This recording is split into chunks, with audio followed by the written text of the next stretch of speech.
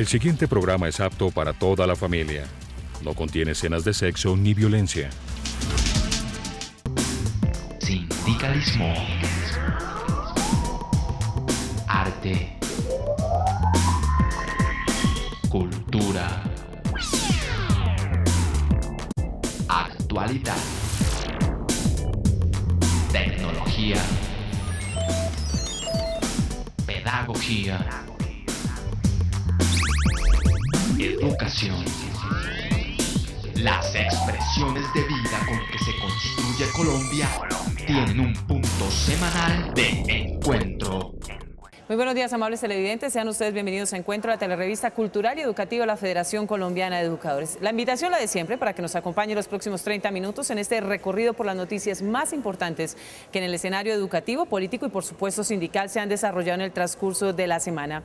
Algunos de los temas que trataremos esta mañana. Analizamos nueva ley de riesgos profesionales e implicaciones para el magisterio. Fracasaron políticas para erradicar el trabajo infantil, dice la Central Unitaria de Trabajadores. Mi nombre es Omaira Morales y aquí inicia Encuentro. Estudiantes de los preparatorios de las Academias Luisa Calvo y Superior de Artes de Bogotá realizaron un plantón cultural rechazando los aplazamientos que ha venido realizando del semestre la Universidad Distrital. A estas alturas no han contratado docentes.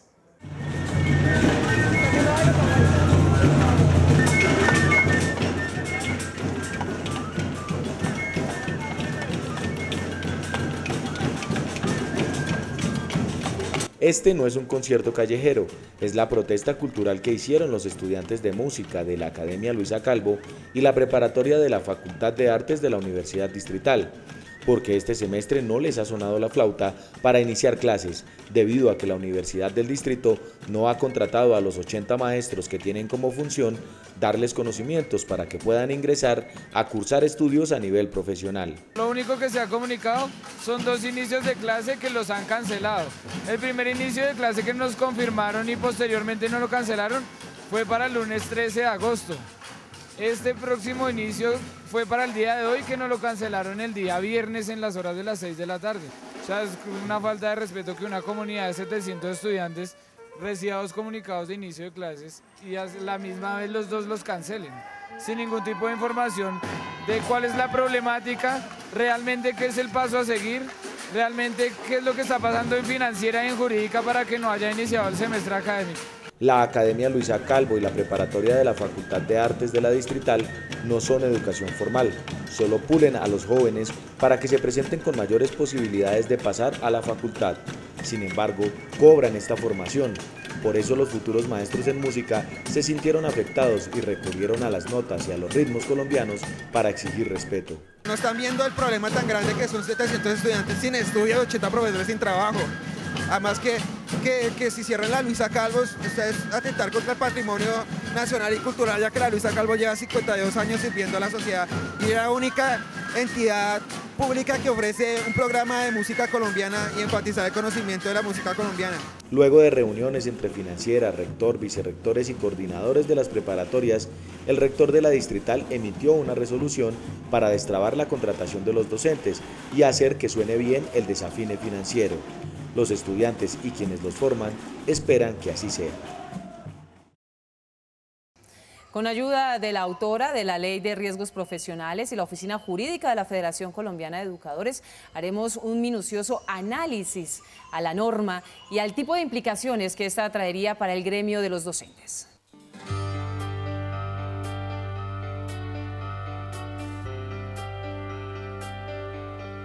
La Ley 1562 de 2012, cuya autora es la congresista Gloria Inés Ramírez, reforma los riesgos profesionales empezando por el nombre. Ahora se llaman riesgos laborales, porque no solo los profesionales están expuestos a riesgos, sino todos los trabajadores. Las administradoras ya no se llaman ARP, sino ARL, Administradoras de Riesgos Laborales. Hoy podemos decir que tenemos ya la ley, la 1562, que ha sido llamado al sistema de riesgos laborales, no solamente no profesionales, sino laborales, porque es allí en ese espacio donde se trabaja. Lo primero que es muy importante es decir que esta ley ratifica que los recursos del sistema de riesgos laborales son recursos parafiscales que son operados por el sistema privado, por lo tanto no pueden llevarse a otros usos distintos a con el objeto que han sido creados. Lo segundo es que trabajamos y ampliamos la cobertura, ya no solamente para los que están en el sector formal, sino para los sectores informales, incluido por ejemplo las madres comunitarias y todos aquellos que hoy no están cobicados. En el caso de los educadores, la ley en su artículo 21 establece que sus riesgos laborales están enmarcados en la Ley 91 de 1989, que determinó su régimen especial de salud, y no en la Ley 100.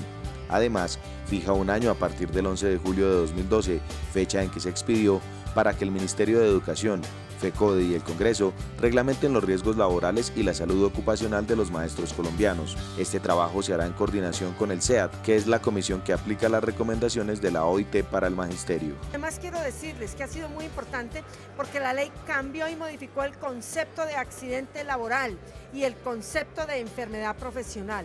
Hemos tomado el de la Comunidad Andina de Naciones, donde no solamente se incluye el aspecto físico, sino también el riesgo de la salud mental, que es básica en el caso de los educadores, ya que el 80% de las dificultades en este proceso tiene que ver con lo que nosotros llamamos el síndrome de Burnout, que es el síndrome del quemado, o sea, el acopamiento de la capacidad laboral de la persona.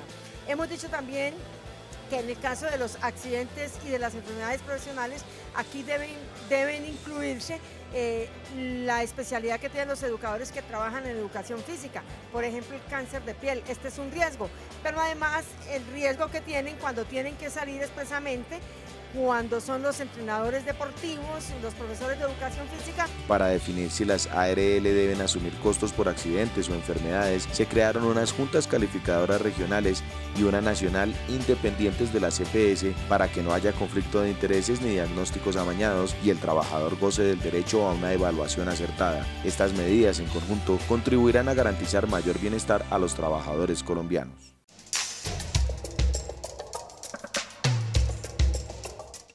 Y es momento de abrir las puertas de nuestra sección FECODE Responde, un espacio creado para que usted, maestro o maestra que nos vea a esta hora, nos envíe sus interrogantes y aquí personal idóneo de la Federación Colombiana de Educadores le dará respuesta a sus inquietudes.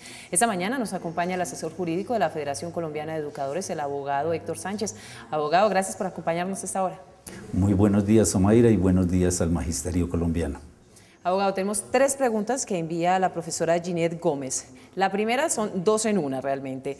Ella quiere saber qué debe hacer para solicitar un traslado para otra entidad certificada y cuáles son los pasos a seguir.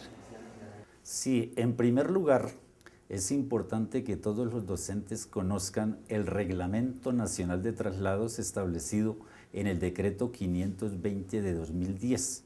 En segundo lugar, como en virtud del principio de autonomía territorial y de descentralización educativa, las 94 entidades territoriales certificadas deben dictar su propio reglamento de traslados. Es supremamente importante que los docentes que quieren ser trasladados conozcan en primer término el reglamento territorial de traslados de su entidad a la cual se encuentra vinculado, así como el reglamento territorial de la entidad territorial a la cual quiere ser trasladado.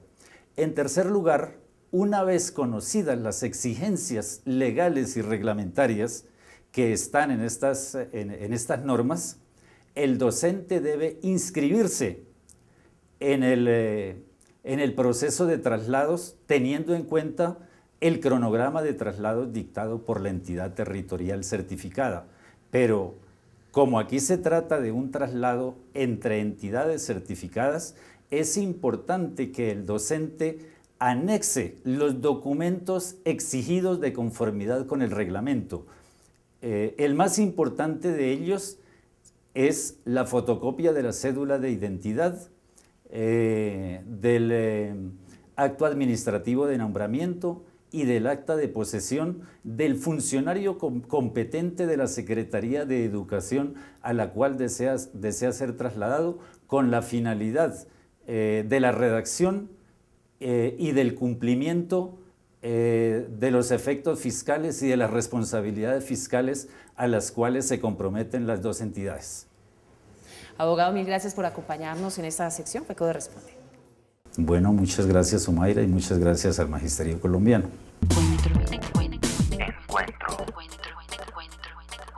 Sindicatos, cooperativas y asociaciones de pensionados, prepárense para participar en el primer Encuentro Nacional Folclórico y Cultural de Docentes. Promovamos y defendamos nuestra cultura e identidad nacional. Cartagena de Indias, del 6 al 9 de noviembre. Mayores informes e inscripciones en el correo segundavicepresidencia@fecode.edu.co.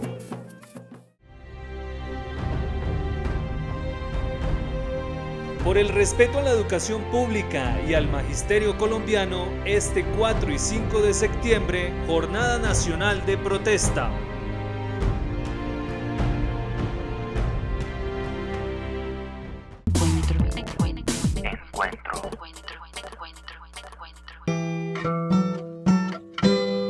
Las elecciones de la Asociación Distrital de Educadores, que se desarrollaron el pasado jueves en el Coliseo del Salitre, se caracterizaron por gran afluencia de votantes durante todo el día. Los candidatos nuevos y antiguos esperaron a sus electores a la entrada para ofrecerles su menú de propuestas. Quiero llegar a la ADES a eso, a generar todos los procesos de reivindicación para recuperar los derechos que hemos perdido y para ganar nuevas reivindicaciones. El Comité de Garantías Electorales y los jurados de votación tuvieron una ardua jornada de trabajo porque los educadores de la capital, además de junta directiva, eligieron asamblea de la ADE y delegados al 19º Congreso de FECODE. Tenemos inscritos como candidatos para la junta directiva 29. De ellos son 10 los directivos de la Asociación Distrital de Educadores. Para FECODE se inscribieron 52, de los cuales se eligen 15 para el Congreso General de FECODE. Y para la Asamblea se inscribieron 276, de los cuales son 100 los delegados para la Asamblea de Delegados de la ADE. El magisterio de la capital demostró que su organización sindical tiene una base sólida e incide en la política educativa del distrito gracias a su conciencia y su participación política. El profesor Luis Gruber Ibarra, secretario de Asuntos Pedagógicos y Científicos de la Federación Colombiana de Educadores, a esta hora le habla al magisterio colombiano.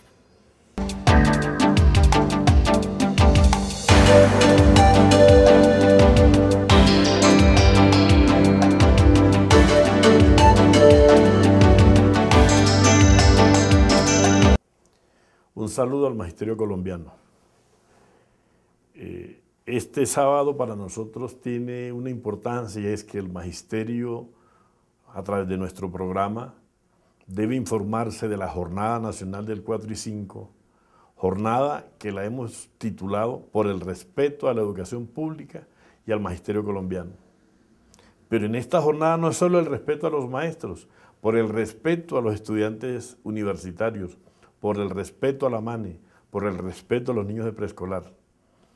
Nosotros vemos que este gobierno inicia con un número de instituciones que estaba cercano a los 17.000. Hoy, mirando las estadísticas, encontramos que hay 13.241 instituciones en Colombia.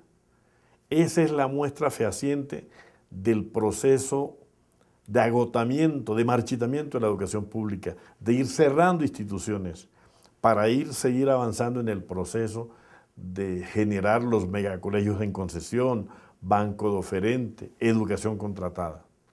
Hoy tenemos 7.500.000 estudiantes en la básica y la media, de los cuales 1,5 millones corresponden a la educación contratada. Estamos hablando del 20% de la población que atendemos, que se volvió un 20% del negocio. La ministra convirtió eso en una oportunidad de negocio. Pero también decimos que este gobierno, el gobierno de Santos y su ministra, le están haciendo conejo a la educación. Le están haciendo conejo a los acuerdos de FECODE. Le están haciendo conejos a los acuerdos de la MANE. Creemos nosotros que dentro del gobierno ha habido un diálogo con FECODE, ha habido un diálogo con la MANE, pero no ha habido solución a las exigencias. Y en esa negativa de solución tenemos nosotros que afirmar que la jornada del 4 y 5 es de cardinal importancia por la dignidad de los estudiantes universitarios, por la dignidad de los maestros, por la dignidad de la educación del pueblo colombiano. El 4 y 5 saldremos a las calles, pero en el mundo haremos presencia con la Internacional de la Educación, diciéndole a los agregados diplomáticos de Colombia que el magisterio del mundo está alerta para que se cumplan los compromisos del gobierno con la federación. Por último, les decimos a los maestros nacionales que en el tema de pensión gracia están suspendidos los términos hasta tanto el Congreso acopie las actas 50 y 51, en las que se establece que el Congreso le negó al presidente de la República las objeciones y tan pronto el Congreso entregue las actas, volverán a correr los términos. Gracias, compañeras y compañeros. Y continuamos presentándole los diferentes trabajos que hicieron parte de nuestro concurso Notas de Maestro. Esta vez el turno es para la docente Amparo Ramírez Montes de la Institución Educativa León 13 del Peñón, Antioquia, con su trabajo Proyecto Aula Descubriendo Talentos. Con el proyecto de Aula Descubriendo Talentos se vislumbra la educación como un derecho desde la formación para el ser, el sentir, el vivir, el convivir y el emprender, incentivando la participación, los procesos democráticos y la equidad, así como el afecto, la ternura, la creatividad, el reconocimiento y la valoración de sí mismo, del otro, de su entorno y de su cultura. El proyecto Descubriendo Talentos ha sido muy importante porque hemos aprendido a querernos y a valorarnos más. Hemos perdido el miedo a participar y a hablar en público. Un saludo para todos, lo que enseguida oirán será una advertencia sobre el abuso sexual. La poesía, la trova, el cuento, la oratoria, el teatro, los murales ecológicos, el Festival de la Canción, el Festival Coreográfico han permitido que las clases de español sean más dinámicas y agradables y nosotros estamos muy a gusto porque se nos permite descubrir nuestros talentos. Hemos aprendido el respeto por la diferencia. Para nosotros todos somos iguales y nos ayudamos mutuamente. Aprendemos del arte y del juego de palabras. Hemos conjugado el arte, cultura y conocimientos en concursos regionales de teatro, ocupando el primer lugar. Y nuestro recomendado para compartir en familia y para invitar a los docentes a que amplíen los conocimientos que se desarrollan al interior de las aulas es Darwin en exhibición. Una oportunidad no solo para ampliar la información que se tiene sobre la teoría de la evolución de Darwin, sino también para conocer al científico, al investigador y al hombre.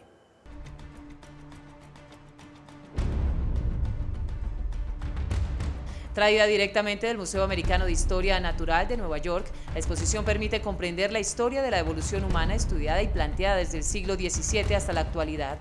A través de 9 salas temáticas, el visitante reconstruye la teoría darwiniana y su impacto en la actualidad. Tenemos 11 salas en donde van a encontrar la vida de este naturalista británico. Y no solo la vida, sino van a explicar un poco el tema de la evolución de las especies. Entonces van a salir un poco sabiendo más sobre este gran personaje. Darwin, la exhibición comienza en la sala La vida y el mundo antes de Darwin, donde se explica cómo era el pensamiento en los años 1800 sobre los animales, el mundo y el hombre. Luego está el joven naturalista. Los visitantes se enteran sobre detalles de la juventud del científico, quien nació en una familia sobresaliente y adinerada. También está una reconstrucción del estudio que tuvo en la Casa Down, ubicada en el centro de Londres, donde escribió 16 libros, entre ellos El origen de las especies y El origen del hombre. Bueno, mire, nosotros tenemos desde escritos de Charles Darwin, no son originales, son fotocopias autenticadas por el Museo Americano de Historia Natural de Nueva York. Casi ninguna exhibición trae originales por sus costos. Van a encontrar la vida y obra de este personaje, tenemos algunas especies vivas. Darwin, la exhibición, cuenta con centenares de piezas relacionadas con la historia de la biología, más de 180 objetos, especies preservadas, animales vivos, recreaciones, maquetas, gráficos, módulos interactivos, colecciones naturistas y datos sobre la importancia de la conservación de nuestra biodiversidad.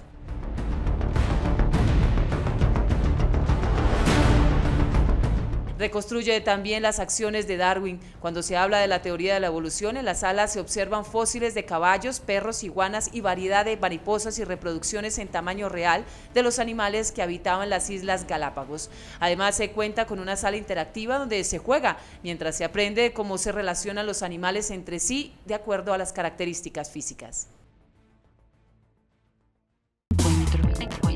Encuentro. Sindicatos, cooperativas y asociaciones de pensionados, prepárense para participar en el primer Encuentro Nacional Folclórico y Cultural de Docentes. Promovamos y defendamos nuestra cultura e identidad nacional. Cartagena de Indias, del 6 al 9 de noviembre. Mayores informes e inscripciones en el correo segundavicepresidencia@fecode.edu.co.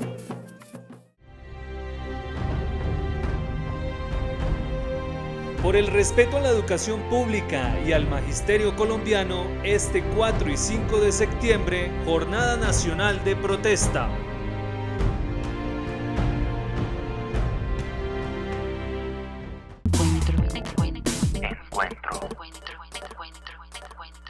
Según la encuesta a profundidad que se realiza cada 10 años, en Colombia ha crecido el trabajo infantil en un 39%. Es decir, 1.465.000 niños hoy trabajan para ayudar a mantener a sus familias o para ellos sobrevivir.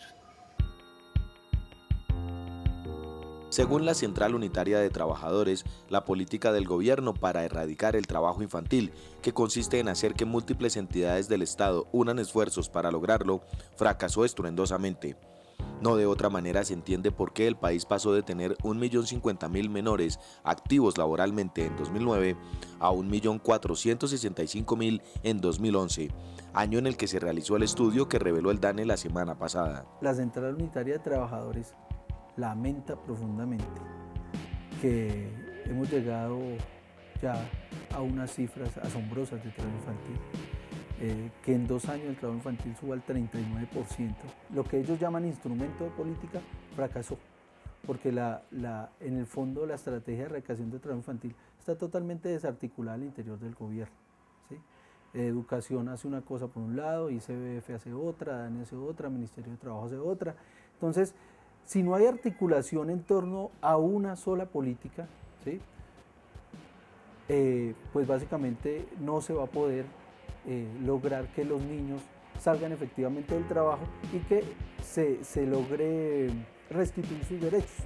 El vertiginoso aumento del trabajo infantil y la impotencia del gobierno para hacer algo desnudan otro fracaso, el del modelo económico neoliberal, que lleva 22 años privatizando empresas, importando alimentos, descuidando el campo y las industrias nacionales y entregando los recursos naturales a las poderosas empresas extranjeras con exenciones de impuestos, lo cual solo ha traído más pobreza, subempleo e informalidad. Los niños trabajadores son el reflejo del país, ¿sí? Si los niños en este país están mal, es porque el país está mal. Porque ellos son los últimos en esta cadena social que existe en el país. Y si el gobierno no logra, primero, establecer una política de empleo que genere trabajo decente, ¿sí? Eso es darle plata a los papás de esos niños para que los niños dejen de trabajar. Segundo, tener un sistema educativo de calidad, que sea inclusivo y que además de eso sea gratuito y que además de eso tenga unos altos estándares de calidad para que el niño pueda recibir una buena educación, ¿sí? Porque de lo que más se ha preocupado el gobierno es por bajar las cifras. Entonces vamos a bajar las cifras de deserción, pero ¿a costa de qué? El estudio revela que el 54% de los niños trabajadores no ha recibido salario, es decir, que es explotado. El 37% lo hace porque quiere tener su propio dinero y el 27% para contribuir con la familia. Para la CUT, el fenómeno, por la razón que sea, no debe existir, porque los infantes deben estar en la escuela, los padres desempeñándose en trabajos decentes y el Estado esforzándose por distribuir equitativamente la riqueza del país, y no solo entre las élites y las grandes corporaciones. Si el gobierno quisiera implementar una real política de trabajo en el país, uno no entiende por qué en las cifras del DANE aparece, por ejemplo, los niños entre 14 y 18 años como población económicamente activa, si ellos deberían estar en la escuela, no trabajando. Entonces ya el gobierno y ya las entidades los asimilan como trabajadores como tal. Ya el que tenga 14 años es trabajable, es explotable, ¿sí? Entonces no se ve ya como un sujeto que pueda ir a la educación media y a la educación superior, sino que es un sujeto explotable. Entonces ya no tenemos ningún problema en meterlo dentro de las cifras de empleo o desempleo, lo llamamos población económicamente activa. Entonces estamos como trabajando o hablando en contravía, yendo en contravía de todo lo que estamos, del discurso que estamos elevando. Las medidas de bienestar familiar se limitan a sancionar a los padres por dejar trabajar a sus hijos, pero ¿quién sanciona al Estado por dejar morir de hambre a su población en medio de un país tan rico? Y como ya es tradicional, el profesor Zené Niño Avendaño, presidente de la Federación Colombiana de Educadores, nos editorializa nuestro espacio de hoy.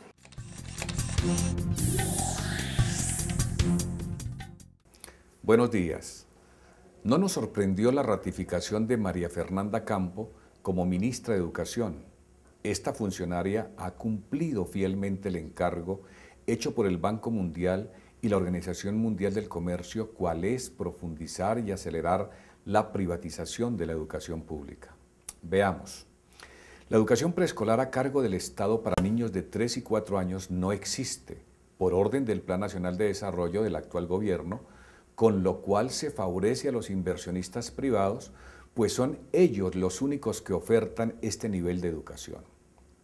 La educación pública del grado 0, primaria, secundaria, es víctima del ánimo de lucro determinado por la Ley 1294 y el Decreto 2355 de 2009.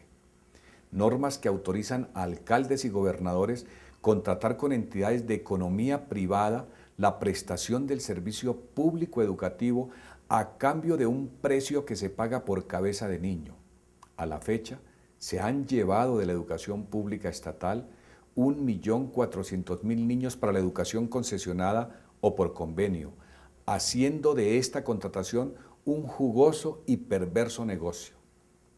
La ratificada ministra, de manera tajante, manifestó que no concertará la reforma de la educación superior con la MANE ni con nadie.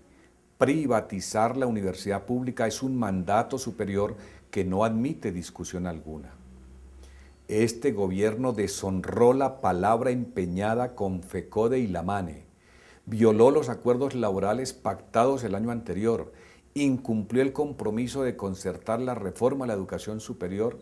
En resumen, el gobierno le hizo conejo al país en materia de educación.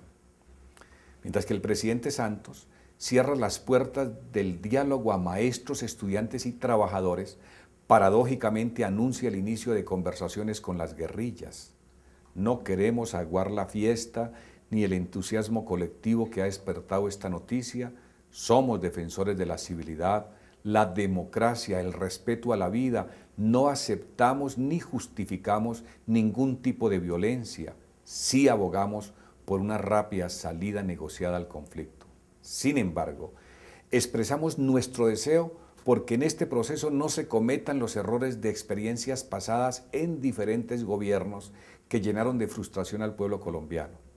Pues mientras unos utilizaron el diálogo como táctica de rearme y fortalecimiento para la guerra, otros los aprovecharon para imponerle al país políticas económicas y sociales adversas. Reforma tributaria estructural, creación del IVA en la administración de Belisario Betancur. Apertura económica y expedición de la Ley 100 en el gobierno de César Gaviria. Robo de los recursos para salud, educación, agua potable, saneamiento básico y expedición del fatídico Estatuto 1278 en el periodo de Andrés Pastrana. Ojalá que este nuevo proceso de paz no sea utilizado por el gobierno como distractor frente a las terribles consecuencias sociales y económicas que trae consigo la aplicación de los tratados de libre comercio y demás políticas neoliberales. Los días 4 y 5 de septiembre, el Magisterio Colombiano, el Movimiento Estudiantil Universitario y de Secundaria, junto con los trabajadores, realizaremos una jornada nacional e internacional de protesta para exigirle al gobierno de Juan Manuel Santos respeto a la educación pública, a los estudiantes y maestros de Colombia. Serán multitudinarias las concentraciones y marchas en todas las capitales de departamento y muy en particular en Bogotá. Un feliz fin de semana. Recuerden nuestra cita el próximo domingo de 12 a 12:30 del mediodía en Contrastes, porque la realidad tiene diferentes miradas. El tema no podía ser otro que el inicio de diálogos entre el gobierno nacional y las guerrillas para consolidar un proceso de paz. Siempre hay alguien que piensa diferente. Contrastes. Porque la realidad tiene diferentes miradas. Contrastes. No olviden nuestra cita el próximo sábado de 7 a 7:30 de la mañana por el Canal 1 en Encuentro, el programa institucional de la Federación Colombiana de Educadores.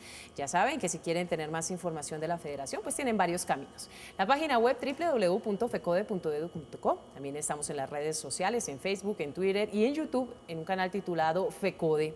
En la radiorevista que se transmite inmediatamente de Termina Encuentro a través de Colmundo Radio. Por ahora, mil gracias por su compañía y nos reencontramos en 8 días. Feliz resto de día, hasta luego. Sindicalismo, arte, cultura, actualidad, tecnología,